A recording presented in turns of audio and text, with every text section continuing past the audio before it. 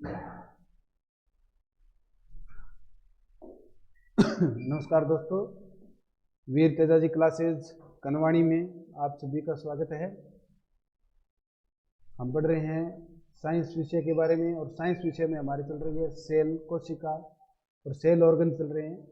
कोशिका के हमने एकल झिल्ली युक्त कोशिकांग पढ़ लिए हैं। दोहरी झिल्ली युक्त कोशिकांग हमने कल पढ़े थे, जिनमें हमने कल पढ़ा था क्लोरोप्लास्ट और हमने क्या पढ़ा था, माइटोकॉन्ड्रिया। क्लोरोप्लास्ट की संरचना पढ़ी थी कि क्लोरोप्लास्ट के अंदर कितनी झिल्ली पाई जाती है, 2 झिल्ली पाई जाती है। माइटोकॉन्ड्रिया में कितनी झिल्ली पाई जाती है, 2 झिल्ली पाई जाती है। फिर हमने पढ़ा था पादप कोशिका का रसोई घर किसे बोलते हैं भाई, क्लोरोप्लास्ट को बोलते हैं। और जंतु कोशिका का और सभी कोशिकाओं का शक्ति गृह किसे बोलते हैं भाई, माइटोकॉन्ड्रिया को बोलते हैं। माइटोकॉन्ड्रिया क्या करती है, ऊर्जा निर्माण करने का काम करती है। अब हम आज जो आगे पढ़ेंगे तो नेक्स्ट अपना कोशिकांग होगा वो होगा झिल्ली रहित कोशिकांग। और झिल्ली रहित कोशिकांग में सबसे पहला जो अपना कोशिकांग आएगा वो क्या आएगा, राइबोसोम। क्या आएगा, राइबोसोम। तो अपनी क्लास कैसी रही दोस्तों, आगे से आगे क्लास को शेयर कीजिए, लाइक कीजिए और चैनल को सब्सक्राइब कीजिए और आप सहयोग करते रहिए। जब आप आज जो हम पढ़ेंगे उसका नाम है राइबोसोम। क्या नाम है भाई, राइबोसोम। राइबोसोम। जो आज कोशिकांग है उसका क्या नाम है, राइबोसोम। क्या नाम है, राइबोसोम। राइबोसोम की सबसे पहले वही पॉइंट अपना खोज किसने की भी, खोज किसने की थी, पेलार्डे नाम साइंटिस्ट ने की। किसने की थी भी, पेलार्डे ने। किसने की, पेलार्डे ने। तो राइबोसोम की खोज किसने की, पेलार्डे ने की। ये सबसे छोटा कोशिकांग होता है। कोशिका के जो अंग होते हैं उन सभी में सबसे छोटा कोशिकांग कौन सा होता है, राइबोसोम। तो इसको क्या बोलते हैं, सबसे छोटा कोशिकांग। और ये क्या है, झिल्ली रहित है। तो सबसे छोटा कोशिकांग, सबसे छोटा कोशिकांग इसे बोलते हैं भाई, राइबोसोम को सबसे छोटा कोशिकांग बोलते हैं। इसका अन्य नाम क्या है भाई, इसके भी कुछ अन्य नाम है। तो अन्य नाम क्या है इसका, अन्य नाम प्रोटीन फैक्ट्री। प्रोटीन फैक्ट्री होती है कोशिका की, क्योंकि राइबोसोम किसका निर्माण करते हैं, प्रोटीन का निर्माण करते हैं। प्रोटीन का निर्माण करते हैं कोशिकांग में। कोशिकांग में कोशिकांग कोशिकांग भी इसका क्या है, उपनाम है। यानी कि ये कोशिका के अंग का भी क्या है, कोशिकांग है। और ये क्या है, छोटा है। इसका कार्य क्या है भाई, इसका काम क्या है, इसका काम है बेटा प्रोटीन संश्लेषण करना। दोस्तों इसका काम क्या है, प्रोटीन संश्लेषण करना। इसका क्या है, कार्य। इसका कार्य क्या है, प्रोटीन संश्लेषण करना। अब राइबोसोम के प्रकार हम पढ़ेंगे। तो राइबोसोम कितने प्रकार का होता है भाई, राइबोसोम कितने प्रकार का होता है, राइबोसोम 2 प्रकार का होता है। एक तो होता है 80S राइबोसोम और एक होता है 70S राइबोसोम। एक होता है 80S राइबोसोम और एक होता है 70S राइबोसोम। 70S राइबोसोम होता है। 80S राइबोसोम होता है, इसकी 2 इकाइयाँ होती है। कितनी इकाइयाँ होती है, 2 इकाइयाँ होती है। एक तो होती है 60S और एक होती है 40S। एक होती है 60S और एक होती है 40S। जो 70S राइबोसोम होता है इसकी भी कितनी इकाइयाँ होती है, 50S। एक तो होती है 50S और एक होती है 30S। 30S आपको पूछ ले भी 70S राइबोसोम है वो किन उप इकाइयों से मिलकर बना होता है, तो आपको ये नहीं करना भी 50S और 20S नहीं। इसकी जो उप इकाई होती है वो होती है 50S और 30S राइबोसोम की। आगे ये इकाइयाँ और अधिक विभाजित होती है। इधर जो 80S जो राइबोसोम है इसकी जो उप इकाई होती है वो एक होती है 60S की और एक होती है 40S की। तो राइबोसोम की खोज किसने की भी, पेलार्डे नाम के वैज्ञानिक ने की। ये क्या है, सबसे छोटा कोशिकांग है। इसका अन्य नाम क्या है, ये प्रोटीन फैक्ट्री है, क्योंकि ये क्या बनाती है, प्रोटीन। हमारी कोशिका के अंदर क्या बनाती है, प्रोटीन। और प्रोटीन का काम क्या है भी, प्रोटीन का काम है, प्रोटीन का काम क्या है भी, प्रोटीन का काम है हमारे शरीर की वृद्धि करना, कोशिका की भी क्या करना, वृद्धि करना। ये प्रोटीन का काम है। फिर इसका अन्य उपनाम क्या है, कोशिकांग में कोशिकांग। और प्रोटीन का क्या करती है, संश्लेषण। संश्लेषण का अर्थ होता है बनाना। क्या होता है, बनाना। राइबोसोम की फिर 2 इकाइयां होती है या 2 प्रकार का होता है। एक होता है 80S और एक होता है 70S। 80S इकाई होती है, उसकी 2 उप इकाई होती है। एक होती है 60S और एक होती है 40S। इधर 70S है, इसकी भी 2 उप इकाई होती है। एक होती है 50S और एक होती है 30S। अब हम एक एक करके पढ़ेंगे। पहले पढ़ेंगे 80S राइबोसोम को। पहले पढ़ेंगे 80S राइबोसोम को। कैसी लग रही है क्लास दोस्तों, लाइक कीजिए क्लास को, कमेंट कीजिए, क्लास को शेयर कीजिए, सब्सक्राइब कीजिए और ज़्यादा से ज़्यादा अपने दोस्तों तक शेयर कीजिए। पहली जो हम राइबोसोम की इकाई पढ़ेंगे उसका नाम कौन सा है, 80S। तो पहला जो प्रकार है वो है 80S राइबोसोम। 80S राइबोसोम, इसकी उप इकाई कौन सी होती है अभी? 80 राइबोसोम की 80 राइबोसोम की उप इकाई होती है 60 प्लस 40, ये इसकी क्या होती है? उप इकाई होती है। तो देखिएगा ये किस में पाया जाता है? हमने शुरुआत में ही पढ़ा था, कोशिका को दो प्रकार में हमने बांटा था, यूकैरियोटिक और प्रोकैरियोटिक। तो ये किस में पाया जाता है अभी? यूकैरियोटिक कोशिका में, यूकैरियोटिक कोशिका में पाया जाता है। यूकैरियोटिक कोशिका कौन सी होती है? जिसके अंदर केंद्र क्या होता है? स्पष्ट होता है। और जो विकसित कोशिका होती है वो कौन सी होती है? यूकैरियोटिक कोशिका होती है। और इसमें क्या पाए जाते हैं? झिल्ली युक्त कोशिकांग। कौन से कोशिकांग पाए जाते हैं? झिल्ली युक्त कोशिकांग पाए जाते हैं। जबकि प्रोकैरियोटिक में झिल्ली रहित कोशिकांग पाए जाते हैं, जैसे पादप और जंतु। यूकैरियोटिक कोशिका जैसे पादप है वह जंतु में ये पाया जाता है। फिर 17 राइबोसोम, 2 नंबर पर है 17 राइबोसोम। ये इसमें इनमें काम क्या करता है भाई? ये काम क्या करता है? प्रोटीन संश्लेषण का काम करता है। तो 17 राइबोसोम, 17 राइबोसोम। इसकी जो उप इकाई है वो कौन सी है? एक तो है 50 प्लस एक है 30, यानी इन उप इकाइयों से मिलकर के ये बना है।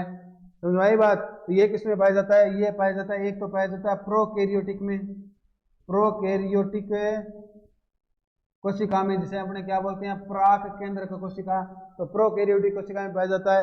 और ये किसमें पाया जाता है? प्रोकैरियोटिक कोशिका के अलावा और ये पाया जाता है अपने माइटोकॉन्ड्रिया में। इसीलिए माइटोकॉन्ड्रिया को क्या बोलते हैं? स्वायत्त कोशिकांग बोलते हैं। क्या बोलते हैं? स्वायत्त कोशिकांग। माइटोकॉन्ड्रिया में, माइटोकॉन्ड्रिया में। और भाई ये किसमें पाया जाता है? एक स्वायत्त कोशिकांग और पढ़ा था हमने, कौन सा पढ़ा था? लवक। क्या पढ़ा था? लवक। और लवक में कौन सा? हरित लवक। क्या पढ़ा था? हरित लवक। इन दोनों में क्या पाया जाता है? माइटोकॉन्ड्रिया और हरित लवक में एक तो वर्ताकार डीएनए पाया जाता है और एक है राइबोसोम, 17 राइबोसोम। इसीलिए ये दोनों गुण किससे मिलते हैं भाई? ये दोनों गुण प्रोकैरियोटिक कोशिका से मिलते हैं। इसीलिए इनको क्या बोलते हैं? अर्ध स्वायत्त कोशिकांग। इन दोनों को क्या बोलते हैं? अर्ध स्वायत्त कोशिकांग। इसी कारण इनको क्या बोलते हैं? अर्ध स्वायत्त कोशिकांग बोलते हैं, अर्ध स्वायत्त कोशिकांग बोलते हैं। इंग्लिश में बोलते हैं सेमी ऑटोनोमस सेल ऑर्गन। क्या बोलते हैं? Semi autonomous cell organ. तो ये हमारा हो गया राइबोसोम। हम झिल्ली रहित कोशिकांग पढ़ रहे हैं, एकल झिल्ली युक्त पढ़ लिया, दोहरी झिल्ली युक्त पढ़ लिया, अब पढ़ रहे हैं झिल्ली रहित कोशिकांग। तो झिल्ली रहित कोशिकांग में पहला आ गया अपना 80 राइबोसोम। 80 राइबोसोम में हमने पढ़ लिया 60 और 40 भी इसकी उप इकाई होती है। ये किस में पाया जाता है? यूकैरियोटिक कोशिका में पाया जाता है। राइबोसोम की खोज किसने की? पेलार्डे नाम के वैज्ञानिक ने कि इसको क्या बोलते हैं? राइबोसोम को प्रोटीन फैक्ट्री बोलते हैं। क्या बोलते हैं? प्रोटीन फैक्ट्री बोलते हैं। जो 80 राइबोसोम है वो किस में पाया जाता है? यूकैरियोटिक जीवों में। यूकैरियोटिक जीव कौन से होते हैं? पादप व जंतु में पाया जाता है। समझ बात? आगे हम पढ़ेंगे तारक काय। क्या पढ़ेंगे भैया? तारक काय, तारक काय, सेंट्रोमियर, तारक काय पढ़ेंगे। तारक काय, सेंट्रोमियर। नेक्स्ट जो अपना सेल ऑर्गन रहेगा झिल्ली रहित कोशिकांग लास्ट, और नेक्स्ट उसका नाम क्या है अभी? तारक काय। क्या नाम है? तारक काय। तारक काय को क्या बोलते हैं? सेंट्रोमियर। क्या बोलते हैं? सेंट्रोमियर। अब देखिएगा इसकी खोज किसने की भी? इसकी खोज की थी टी बोवेरी ने। टी से तारक, टी से टी बोवेरी, टी से तारक, टी से टी बोवेरी। टी बोवेरी ने इसकी क्या की भाई? खोज। तो तारक काय की खोज किसने की थी भाई? टी बोवेरी ने। यह केवल किसमें पाया जाता है भाई? जंतु कोशिका में। किसमें पाया जाता है? जंतु कोशिका में। तो यह केवल किसमें पाया जाता है? केवल जंतु कोशिका में। किसमें पाया जाता है? केवल जंतु कोशिका में पाया जाता है। जंतु कोशिका में पाया जाता है। पादप कोशिका में ये क्या होता है? पादप कोशिका में, पादप कोशिका में, पादप कोशिका में क्या रहता है? ये पादप कोशिका में अनुपस्थित रहता है। अनुपस्थित रहता है दोस्तों। ये क्या रहता है? पादप कोशिका में अनुपस्थित रहता है। तारक काय का जो मध्य भाग होता है उसे क्या बोलते हैं? सेंट्रियोल। जो तारक काय होता है उसका जो मध्य भाग होता है उसे क्या बोलते हैं? सेंट्रियोल। तो तारक काय के मध्य भाग को, तारक काय के मध्य भाग को, मध्य भाग को क्या बोलते हैं? सेंट्रियोल। सेंट्रियोल, सेंटर माने क्या होता है? मध्य। तो सेंट्रियोल कहते हैं। क्या कहते हैं दोस्तों? सेंट्रियोल कहते हैं। तारक काय के मध्य भाग को सेंट्रियोल कहते हैं। इसका काम क्या है भाई? इसका काम क्या है, तारकाय का कार्य क्या है। आगे हम पढ़ेंगे सेल डिवीजन या कोशिका विभाजन। क्या पढ़ेंगे, सेल डिवीजन या कोशिका विभाजन। कितने प्रकार का होता है कोशिका विभाजन, 2 प्रकार का, अर्धसूत्री और समसूत्री, अर्धसूत्री और समसूत्री विभाजन पढ़ेंगे। तो उसके अंदर इसका क्या काम होगा, यह कोशिका विभाजन में सहायक होता है। ये किस में सहायक होता है भाई, यह कोशिका विभाजन में सहायक होता है। कोशिका विभाजन क्यों आवश्यक है भाई, कोशिका विभाजन क्यों आवश्यक है, क्योंकि कोशिका में विभाजन के स्वरूप ही किसका निर्माण होता है, नई कोशिकाओं का निर्माण होता है। हमने पढ़ा था कोशिका सिद्धांत, कोशिका सिद्धांत में हमने क्या पढ़ा था कि जो पुरानी कोशिकाएं हैं उनमें विभाजन होगा और विभाजन से नई कोशिकाओं का क्या होगा, निर्माण होगा, नई कोशिकाओं का निर्माण होगा। ये कोशिका विभाजन में क्या है भाई, कोशिका विभाजन में सहायक है, कोशिका विभाजन में सहायक होता है, कोशिका विभाजन में सहायक होता है, कोशिका विभाजन में सहायक होता है। कोशिका में केंद्र के पास पाया जाता है। इसकी जो स्थिति होती है ये कहाँ पे स्थित होता है, तो कोशिका में जो केंद्रक होता है केंद्र के पास पाया जाता है। ये कहाँ पाया जाता है, यह कोशिका के, इसका ठिकाना कहाँ है भाई, इसका रहने का ठिकाना कहाँ है, यह कोशिका के केंद्रक के पास पाया जाता है। तो अब अपने किसको पढ़ लेंगे फिर भाई, केंद्र को पढ़ लेंगे। कोशिका के केंद्र के पास पाया जाता है। तो कहाँ पाया जाता है, कोशिका के केंद्र के पास पाया जाता है। हमने क्या पढ़ा, तारककाय। तारककाय क्या है भाई, ये झिल्ली रहित कोशिकांग, ये आपको याद रखना है। ये क्या है भाई, झिल्ली रहित कोशिकांग, यानी इसके ऊपर क्या नहीं पाई जाती, झिल्ली नहीं पाई जाती। ये तारककाय की खोज भाई की किसने थी, टी बोवेरी ने की थी। यह केवल किसमें पाया जाता है, केवल जंतु कोशिका में पाया जाता है। पादप कोशिका में क्या रहता है, अनुपस्थित रहता है। तारककाय के मध्य भाग को क्या बोलते हैं, सेंट्रियोल बोलते हैं। यह कोशिका विभाजन में क्या होता है, सहायक। आगे अपने कोशिका विभाजन पढ़ेंगे तो यह कोशिका के केंद्र के पास पाया जाता है। इसकी पोजीशन कहाँ है भाई, कोशिका के केंद्र के पास है। अब आगे हम पढ़ेंगे केंद्र। क्या पढ़ेंगे, केंद्र। अब देखो कोशिका के अंतिम अंग की तरफ हमें जा रहे हैं, भाग की तरफ जा रहे हैं, जिसका क्या नाम है भाई, केंद्रक। क्या नाम है, केंद्रक, न्यूक्लियस। क्या नाम है, केंद्रक। तो हम केंद्र के बारे में पढ़ेंगे। अभी किसके बारे में पढ़ेंगे, केंद्र के बारे में पढ़ेंगे। तो केंद्रक, केंद्र, केंद्र को क्या बोलते हैं, न्यूक्लियस। क्या बोलते हैं, न्यूक्लियस। न्यूक्लियस क्या बोलते हैं, केंद्र को क्या बोलते हैं, न्यूक्लियस बोलते हैं। केंद्र को क्या बोलते हैं, न्यूक्लियस। सबसे पहले भाई केंद्र की खोज किसने की, केंद्र की खोज किसने की थी, सभी को पता है ना। केंद्र की खोज तो सभी जानते हो किसने की थी, किसने की थी भाई, सर रॉबर्ट ब्राउन ने। किसने की थी भाई, रॉबर्ट ब्राउन ने। किसने की थी, रॉबर्ट ब्राउन ने। और कोशिका की खोज किसने की थी, रॉबर्ट हुक ने। कौन सी कोशिका की, मृत कोशिका की। तो जीवित कोशिका की खोज किसने की थी भाई, एंटोनी वॉन ल्यूवेन हुक ने। किसने की, एंटोनी वॉन ल्यूवेन हुक ने। तो केंद्र की खोज किसने की थी भाई, रॉबर्ट ब्राउन ने। सर रॉबर्ट ब्राउन ने किसकी खोज की थी, रॉबर्ट ब्राउन ने। ब्राउन ने किसकी खोज की, केंद्र की खोज की। अरे कोशिका की खोज किससे की थी भाई, रॉबर्ट हुक साहब ने कोशिका की खोज किससे की थी भाई, कोरक की काट से की थी। तो केंद्र की खोज किससे की भाई, आर्किड पादप होता है, एक आर्किड पादप, एक आर्किड प्लांट होता है। तो आर्किड जो पादप है, आर्किड पादप होता है।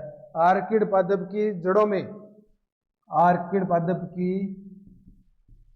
जड़ों में, आर्किड पादप की जड़ों में इसको खोजा, आर्किड पादप की जड़ों में खोजा, खोजा तथा क्या नाम दिया इन्होंने, तो आर्किड, आर्किड जो पादप होता है उसकी जड़ों में खोजा और इन्होंने इसको नाम दिया एरियोला। क्या नाम दिया, एरियोला नाम दिया। क्या नाम दिया भाई, एरियोला नाम है दिया। ये हो गया अपना केंद्र। ये क्या हो गया, केंद्र हो गया, नहीं हुआ। अभी हम क्या पढ़ेंगे, केंद्र की संरचना। तो सबसे पहले ये तो था, इसके बारे में खोज किसने की, रॉबर्ट ब्राउन ने। किसमें की भाई, इंपॉर्टेंट है, किसमें की, आर्किड पादप की जड़ों में की। जो और जड़ों में की तो इसको क्या बोला, एरियोला बोला। क्या बोला, एरियोला बोला।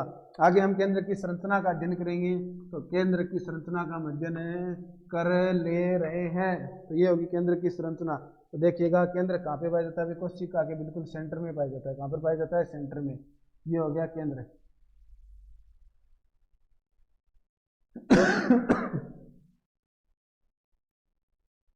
ये केंद्र हो गया। इस केंद्र, केंद्र यहाँ पे पाई जाती है केंद्रिका। परिधि की तरफ क्या पाई जाती है, केंद्रिका। क्या पाई जाती है, केंद्रिका। और केंद्रक में ये क्या पाए जाते हैं, गुणसूत्र। क्या पाए जाते हैं, गुणसूत्र पाए जाते हैं। क्या पाए जाते हैं भाई, गुणसूत्र पाए जाते हैं। केंद्र, केंद्र क्या पाया जाता है, केंद्र के द्रव्य। क्या पाया जाता है, केंद्र के द्रव्य पाया जाता है।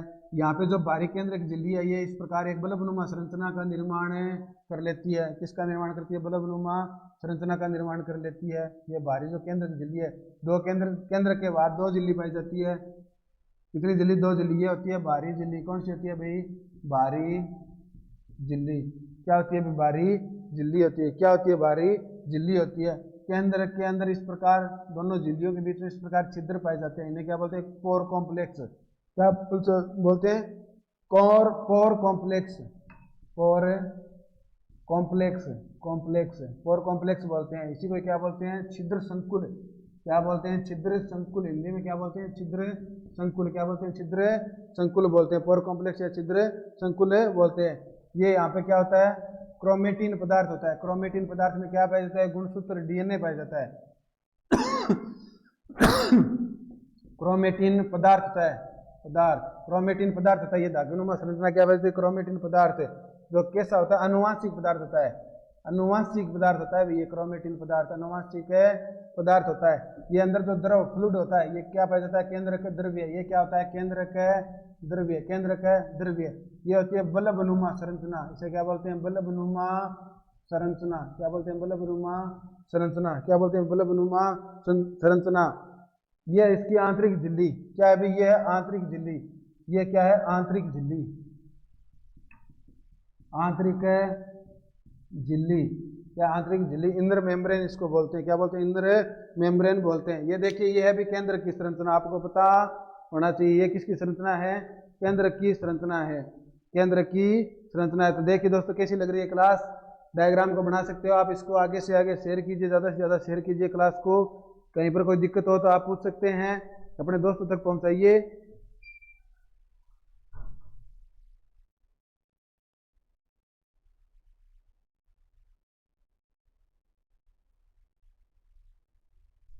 लिख लिया क्या सभी ने? अब हम इसके अंदर आगे बढ़ेंगे। देखिएगा केंद्र पर कितनी झिल्ली पाई जाती है? दो झिल्ली। जो बाहरी झिल्ली होती है वो फूलकर गुब्बारे नुमा संरचना बना लेती है, जिसे क्या बोलते हैं? बल्ब बोलते हैं। क्या बोलते हैं? बल्ब बोलते हैं। और दोनों जो झिल्ली होती है, दोनों झिल्लियों के मध्य में ये क्या पाए जाते हैं? छिद्र। क्या पाए जाते हैं? छिद्र, जिनको क्या बोलते हैं? पोर कॉम्प्लेक्स या छिद्र संकुल। क्या बोलते हैं? पोर कॉम्प्लेक्स या छिद्र संकुल। जो केंद्र होता है उसकी आंतरिक झिल्ली होती है। आंतरिक झिल्ली के अंदर क्या पाया जाता है? केंद्रक द्रव। क्या पाया जाता है? केंद्रक द्रव पाया जाता है। और इसी केंद्रक द्रव में केंद्र की जो आंतरिक झिल्ली है उसकी परिधि की तरफ क्या पाई जाती है? केंद्रिका। क्या पाई जाती है भाई? केंद्रिका पाई जाती है। क्या पाई जाती है? केंद्रिका पाई जाती है। तो झिल्ली की तरफ केंद्रिका पाई जाती है। और इसी द्रव के अंदर क्या पाया जाता है? क्रोमेटिन पदार्थ। क्या पाया जाता है? क्रोमेटिन पदार्थ। और यही क्रोमेटिन पदार्थ कैसा होता है? अनुवांशिक पदार्थ होता है। कैसा पदार्थ होता है? अनुवांशिक पदार्थ होता है। जो कैसी प्रकृति का होता है भाई? केंद्रक में जो भरा हुआ द्रव्य होता है वह किसी प्रकृति का होता है? अम्लीय प्रकृति का होता है। कैसी प्रकृति का होता है? अम्लीय प्रकृति का होता है। तो आगे अपने देखिए लिखेंगे इसके बारे में। डायग्राम बना लिया सभी ने? ये केंद्र की संरचना होगी। अब अभी इसके बारे में लिखेंगे।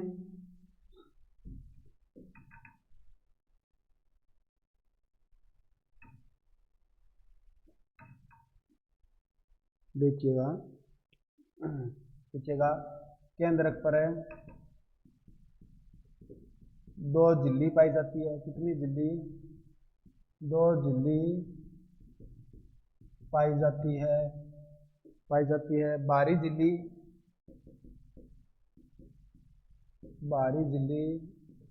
बाहरी झिल्ली फूल कर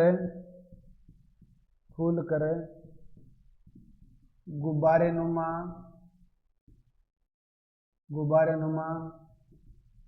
संरचना बनाती है। गुब्बारे नुमा संरचना बनाती है, जिसे बल्ब कहते हैं।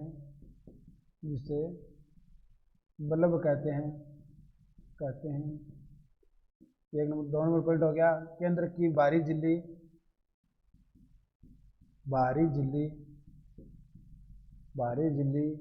व आंतरिक झिल्ली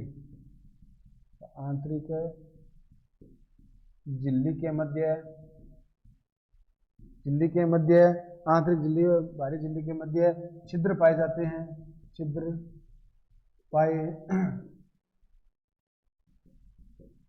हैं। जिसे छिद्र संकुल कहते हैं। और कॉम्प्लेक्स कहते हैं। केंद्रक में जो बराद्रव होता है, केंद्रक में बराद्रव्य कैसा होता है भाई? अम्लीय प्रकृति का होता है, अम्लीय प्रकृति का होता है। कैसी प्रकृति का होता है भाई? अम्लीय प्रकृति का होता है, अम्लीय प्रकृति का होता है। इसमें क्या पाया जाता है? क्रोमेटिन पाया जाता है। इसके अंदर क्या पाया जाता है भाई? इसमें क्रोमेटिन पाया जाता है, पाया जाता है। जो अनुवांशिक होता है, अनुवांशिक पदार्थ होता है, जो अनुवांशिक पदार्थ होता है, अनुवांशिक पदार्थ होता है। अब हम पढ़ेंगे थोड़ा सा क्रोमेटिन के बारे में। क्या पढ़ेंगे भाई? क्रोमेटिन के बारे में। ये केंद्र के बारे में हो गया। अब हम नेक्स्ट पढ़ेंगे क्रोमेटिन के बारे में। किसके बारे में पढ़ेंगे? क्रोमेटिन के बारे में। केंद्र की खोज किसने की भी? रॉबर्ट ब्राउन ने। कहाँ पर की भी? आर्किड पादप की जड़ों में। और इसको क्या नाम दिया? एरियोला नाम है दिया। फिर हमने केंद्र की संरचना पढ़ी। इसकी कितनी झिल्ली पाई जाती है? 2 झिल्ली। कितनी झिल्ली पाई जाती है भाई? 2 झिल्ली। कितनी झिल्ली? 2 झिल्ली। जो बाहरी झिल्ली व आंतरिक झिल्ली होती है, इनके मध्य में छिद्र पाए जाते हैं। इनको क्या बोलते हैं? पोर कॉम्प्लेक्स या संयुक्त छिद्र बोलते हैं। इसकी जो बाहरी झिल्ली होती है वो फूलकर गुब्बारे नुमा संरचना बना लेती है। और इसी गुब्बारे नुमा संरचना को हमने क्या बोलते हैं? बल्ब बोलते हैं। क्या बोलते हैं? बल्ब बोलते हैं। इसके अंदर जो भरा हुआ द्रव्य होता है वह कैसा होता है? अम्लीय प्रकृति का होता है। कैसा होता है दोस्तों? अम्लीय प्रकृति का होता है। अब हम आगे हेडिंग लगाइए क्रोमेटिन। क्या हेडिंग लगाओगे? क्रोमेटिन। तो हम किसके बारे में पढ़ेंगे? क्रोमेटिन के बारे में पढ़ेंगे। किसके बारे में पढ़ेंगे? क्रोमेटिन के बारे में पढ़ेंगे। किसके बारे में? क्रोमेटिन के बारे में पढ़ेंगे। क्रोमेटिन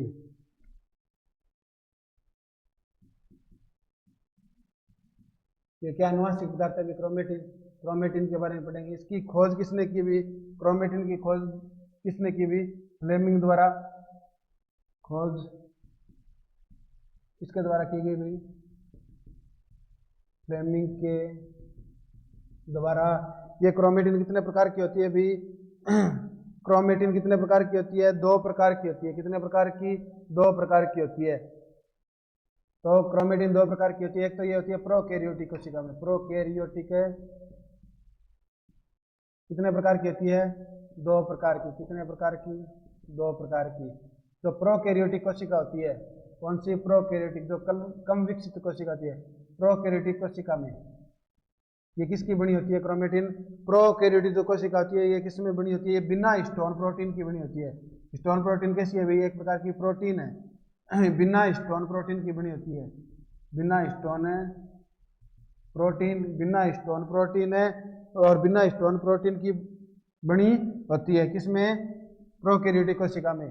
और दूसरा यूकैरियोटिक कोशिका। दूसरा प्रकार कौन सा? यूकैरियोटिक कोशिका। यूकैरियोटिक कोशिका में ये किसकी बनी होती है? स्टोन प्रोटीन इसमें उपस्थित होती है। तो स्टोन प्रोटीन और डीएनए इसमें उपस्थित होता है। स्टोन प्रोटीन है, ये एक प्रकार की प्रोटीन है जिसका नाम है स्टोन प्रोटीन, जो हमारी कोशिका के अंदर पाई जाती है। और कोशिका में क्या पाई जाती है? क्रोमेटिन। क्रोमेटिन के अंदर एक प्रकार की प्रोटीन पाई जाती है, स्टोन प्रोटीन।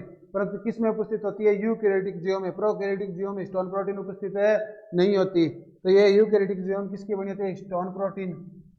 और आपको पता है जो यूकैरियोटिक जीव है उनका अनुवांशिक पदार्थ क्या होता है? डीएनए। स्टोन प्रोटीन वह किसकी बनी होती है? डीएनए की। क्योंकि क्रोमेटिन क्या है? एक प्रकार का अनुवांशिक पदार्थ है, तो डीएनए की बनी होती है। डीएनए की बनी होती है। अनुवांशिक पदार्थ क्या होता है भाई? जो सूचनाओं को एक पीढ़ी से दूसरी पीढ़ी में ले जाने के लिए उत्तरदायी होता है, वो क्या होता है? अनुवांशिक पदार्थ डीएनए की बनी होती है। डीएनए की बनी होती है।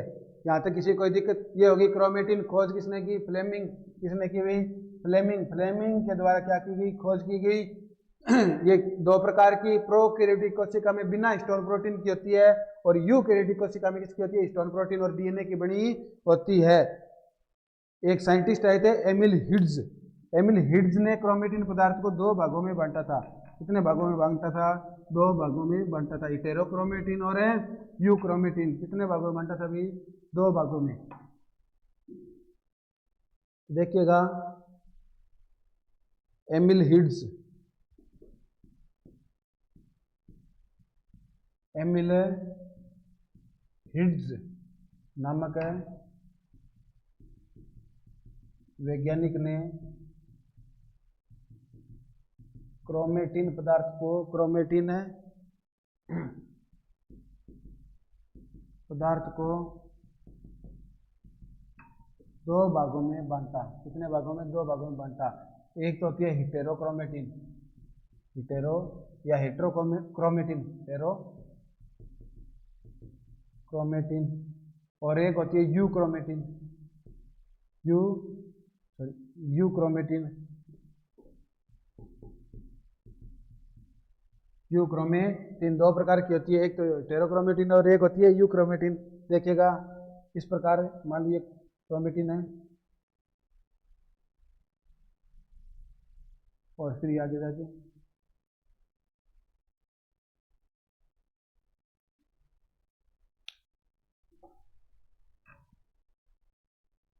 और एक क्रोमेटिन इस प्रकार से है।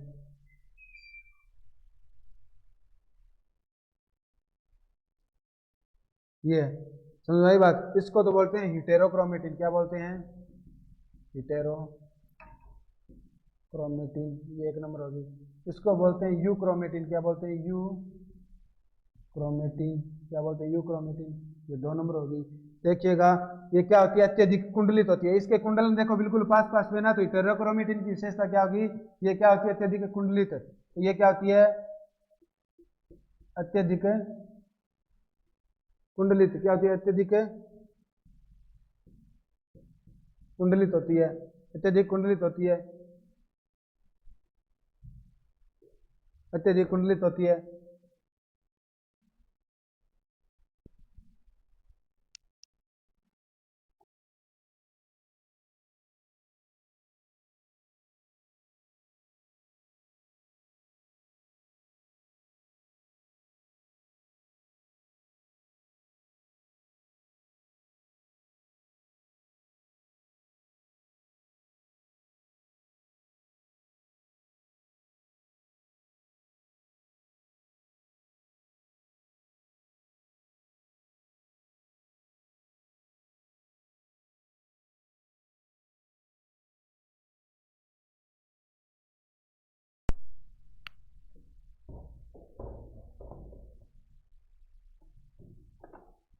एक होती है, ये क्या होती है? अत्यधिक कुंडलित। क्या होती है? अत्यधिक कुंडलित होती है। तो अत्यधिक कुंडलित होगी तो इसमें डीएनए की मात्रा भी क्या होगी? ज्यादा।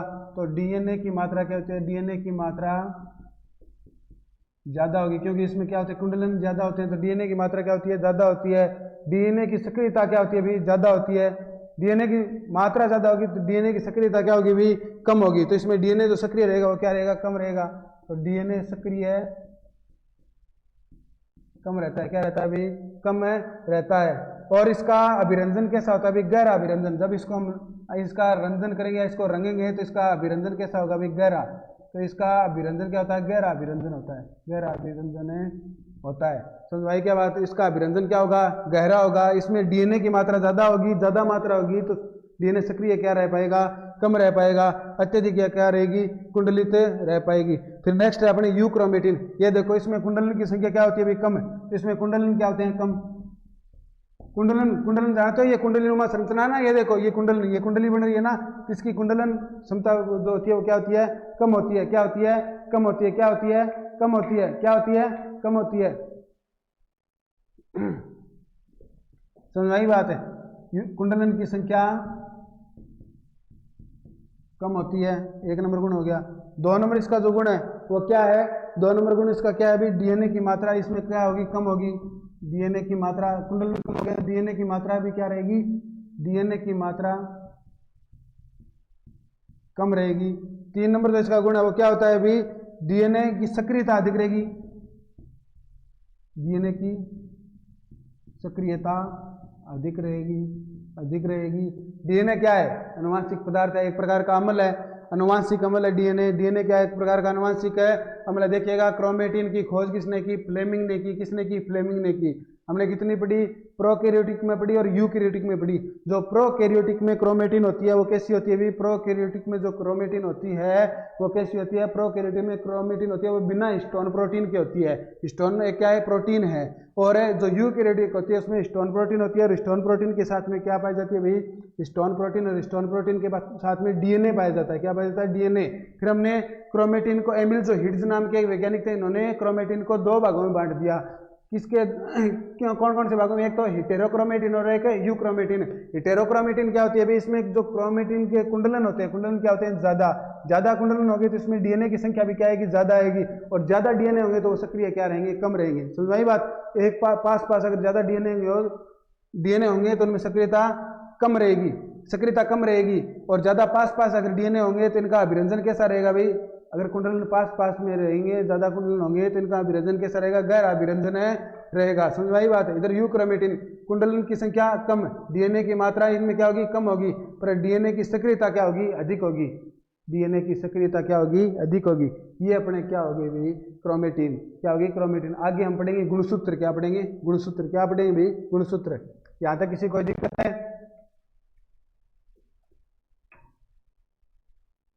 क्रोमेटिन में क्या पाया जाता है, अनुवांशिक पदार्थ। दोस्तों क्लास कैसी लग रही है, आगे से आगे शेयर कीजिए, क्लास को लाइक कीजिए, सब्सक्राइब कीजिए चैनल को, कमेंट करके बताइए आपका सुझाव हमारे लिए क्या रहेगा, सर्वोपरि रहेगा।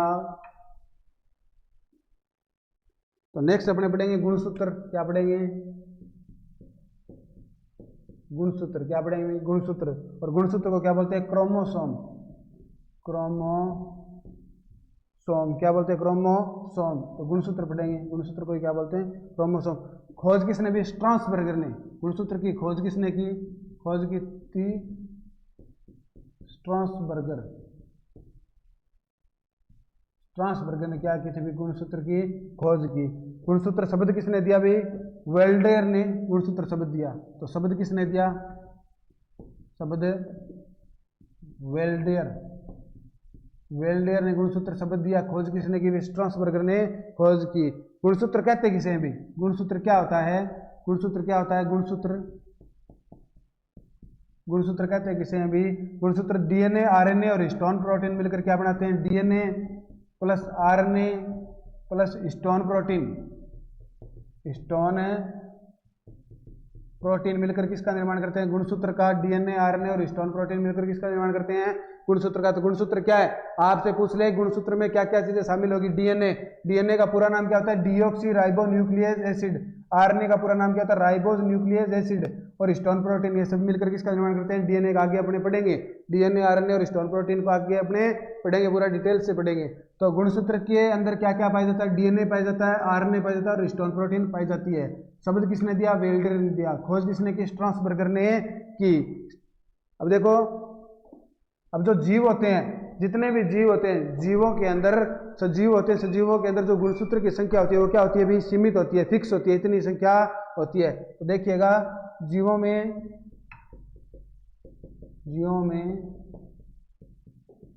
गुणसूत्र की संख्या क्या होती है भाई, निश्चित। क्या होती है, निश्चित होती है, निश्चित होती है। कई बार पूछ लेते हैं भाई कौन से पादप में या कौन से जंतु में कितने गुणसूत्र है, तो कुछ क्या आपको मैं लिखवा रहा हूँ। जैसे गेहूं है, गेहूं के अंदर कितने गुणसूत्र पाए जाते हैं भाई, 42। कितने पाए जाते हैं, 42। मटर होती है, मटर का वैज्ञानिक नाम क्या होता है भाई, पाइसम स्टाइवम। क्या होता है, पाइसम स्टाइवम। तो मटर के अंदर कितने गुणसूत्र पाए जाते हैं भाई, 14। कितने पाए जाते हैं, 14। और मेंडल ने जो अपना आनुवंशिक प्रयोग किया था वो किसके ऊपर किया था भाई, मटर के ऊपर किया था। किसके ऊपर किया था, मटर पर। कौन सी मटर थी, उद्यान मटर। कौन सी मटर थी, उद्यान मटर। तो इसके अंदर कितने गुणसूत्र होते हैं, 14। कितने होते हैं, 14 होते हैं। फिर मनुष्य के अंदर कितने गुणसूत्र होते हैं भाई, मनुष्य में सभी को आपको पता होगा 46 गुणसूत्र होते हैं। 46 गुणसूत्र। जोड़ी कितने होते हैं भाई, 23 जोड़ी। तो 46 गुणसूत्र मनुष्य के अंदर होते हैं। सर्वाधिक गुणसूत्र, अब यहाँ तक सभी ने लिख लिया क्या, खोज किसने की, स्ट्रासबर्गर ने। नाम किसने दिया, वेल्डेयर ने। गुणसूत्र डीएनए, आरएनए और हिस्टोन प्रोटीन मिलकर क्या बनाते हैं, गुणसूत्र। जीवों में गुणसूत्र की संख्या कितनी होती है, निश्चित होती है। जैसे गेहूं है, गेहूं में कितने होते हैं, 42। मटर में कितने होते हैं, 14। और मनुष्य में कितने होते हैं, 46। एक बार आप स्क्रीनशॉट ले सकते हैं।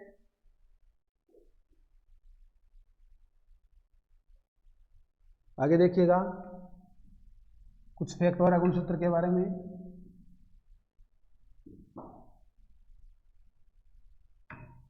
देखिएगा सर्वाधिक गुणसूत्र,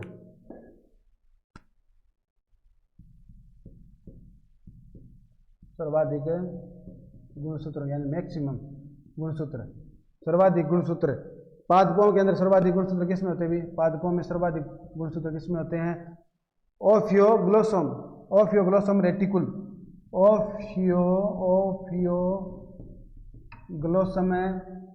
ओफियोग्लोसम रेटिकुल नाम का पादप होता है। ओफियोग्लोसम रेटिकुल जो नाम का पादप होता है उसमें गुणसूत्रों की संख्या पादपों में सबसे ज्यादा होती है। कितनी होती है भी? 1262 गुणसूत्र होते हैं। कितने होते हैं? 1262। तो पादपों में सर्वाधिक गुणसूत्र किसमें होते हैं भी? ओफियोग्लोसम रेटिकुल नाम का पादप है, ये फैक्ट है। ओफियोग्लोसम रेटिकुल नाम का पादप है, उसके अंदर 1262 गुणसूत्र पाए जाते हैं। जंतुओं में सबसे ज्यादा गुणसूत्र किसमें होता है भी? एल्यूकेंथा नाम का जंतु होता है, एल्यूकेंथा के अंदर सबसे ज्यादा गुणसूत्र होते हैं जंतुओं में। कितने होते हैं भी एल्यूकेंथा में? एल्यूकेंथा में 1600 गुणसूत्र होते हैं। कितने होते हैं भी? 1600। कितने होते हैं? 1600 गुणसूत्र होते हैं, 1600 गुणसूत्र।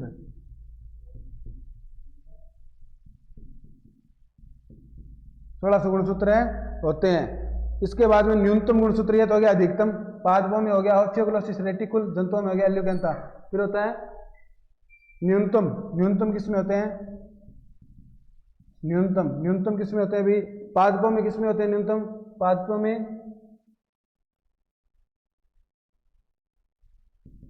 में म्यूकर, पादपों में किसमें होते हैं? म्यूकर हेमेलिस, इसमें कितने होते हैं भी? म्यूकर हेमेलिस में 2 ही गुणसूत्र होते हैं। कितने होते हैं? म्यूकर हेमेलिस में केवल कितने गुणसूत्र होते हैं? 2। कितने होते हैं? 2। न्यूनतम यानी सबसे कम किसमें होते हैं? पादपों में तो होते हैं म्यूकर हेमेलिस में। कितने होते हैं? 2 होते हैं। किसमें होते हैं? 2 होते हैं। जंतुओं में एस्केरिस होता है, इसमें भी कितने होते हैं? 2। जंतुओं में एस्केरिस होता है, जंतुओं में एस्केरिस कितने गुणसूत्र होते हैं? एस्केरिस में 2 होते हैं। इसके बाद में सबसे लंबा गुणसूत्र किसमें होता है भी? ट्रिलियम पादप में सबसे लंबा गुणसूत्र, सबसे लंबा गुणसूत्र किसमें होता है भाई? ट्रिलियम, किसमें होता है? ट्रिलियम पादप में। किसमें होता है भाई? ट्रिलियम पादप में। किसमें होता है? ट्रिलियम पादप में।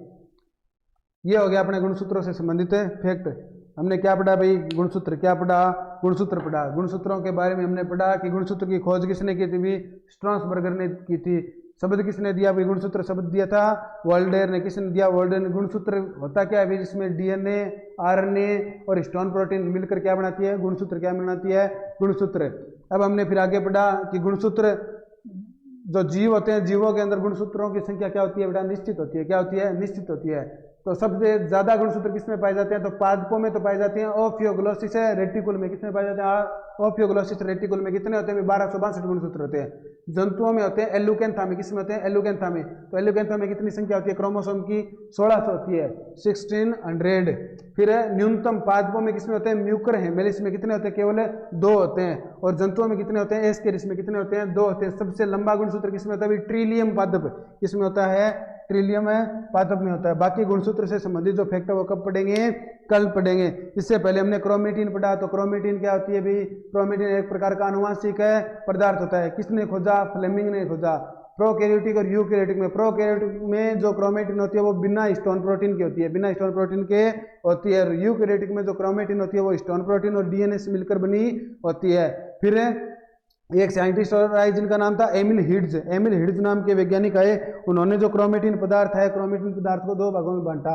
एक तो इन्होंने हेट्रोक्रोमेटिन और एक इन्होंने कौन सा दिया? यूक्रोमेटिन दिया। हेट्रोक्रोमेटिन होता है वो अत्यधिक कुंडलित होता है। अत्यधिक कुंडलित होने से उसमें डीएनए की संख्या क्या होती है? ज्यादा होती है और सक्रियता क्या होती है? कम होती है और गहरा अभिरंजित होता है। और यूक्रोमेटिन है उसमें कुंडलन की संख्या कम, डीएनए कम, सक्रिय ज्यादा होता है। इसके बाद में हमने कौन सा पढ़ा? गुणसूत्र पढ़ा। तो दोस्तों बताइए आपको क्लासेज कैसी लग रही है? सभी ज़्यादा से ज़्यादा इस चैनल को सब्सक्राइब कीजिए, शेयर कीजिए, लाइक कीजिए, कमेंट कीजिए। आपके एग्जाम में आने वाले प्रश्नों से संबंधित बहुत ही इंपॉर्टेंट क्लास ही रहने वाली है। जो भी मैटर करवाया जाएगा आपको वो पूरा ऑथेंटिक करवाया जाएगा। तो इसी के साथ सभी को राम राम, जय वीर तेजा जी की। धन्यवाद दोस्तों।